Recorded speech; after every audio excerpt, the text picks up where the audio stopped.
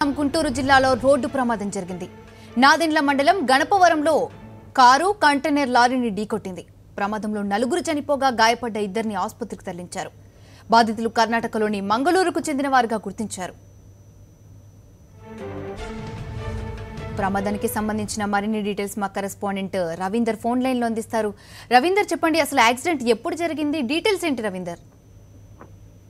ఈ రోజు తెల్లవారుజామున ఈ ఘటన చోటు చేసుకుంది. తూర్పుగోదావరి జిల్లాలోని అన్నవరంలో సత్యనారాయణ స్వామి వ్రతం చేయించుకొని తిరిగి వెళ్తున్న కర్ణాటక వాసులు ఈ ప్రమాదంలో మృతి చెందారు.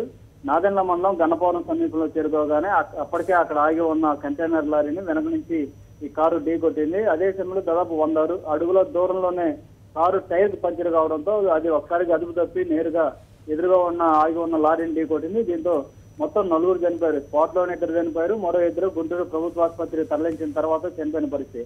ఇందులో 2 పురుషులు ఉన్నారు, 2 లేడీస్ ఉన్నారు. అయితే వీరు కర్ణాటకలోని మంగళూరు ప్రాంతానికి సంబంధించిన వ్యక్తులుగా ఇప్పటికే ఐడెంటిఫై చేశారు. కానీ వారి పేర్లు ఏంటి, ఏం చేస్తుంటారు, మంగళూరు సమీపంలో ఎక్కడ ఉంటారు అనేది మాత్రం అర్థం కావట్లేదు. కేవలం కారు నెంబర్ ఆధారంగా వీరంతా కర్ణాటక వాసులుగా ప్రస్తుతానికి గుర్తించడం జరిగింది. ఇప్పటికే పోలీసులు రంగప్రవేశం చేశారు.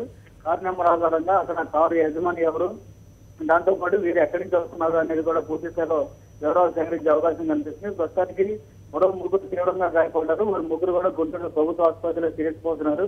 అయితే వారి పరిస్థితి కూడా చాలా విషమంగానే ఉన్నట్టు ఇప్పటికే గుంటూరు ప్రభుత్వ ఆసుపత్రి వైద్యులు కూడా ప్రకటించిన పరిస్థితి. అయితే ఈ రోజు తెల్లవారుజామున హైవే మీద జరిగిన ఈ ఘటనలో మొత్తం 4 చనిపోవడం, మరో 3 పరిస్థితి ఆందోళనకరంగా ఉన్న పరిస్థితిని చూస్తుంటే స్థానికంగా కూడా చాలా ఆందోళన వ్యక్తం అవుతుంది. ఎందుకంటే హైవే మీద ఒక లారీని ఆగి ఉంచడం, అది రాత్రి నుంచి కూడా ఆగి ఉందని చెప్తున్నారు.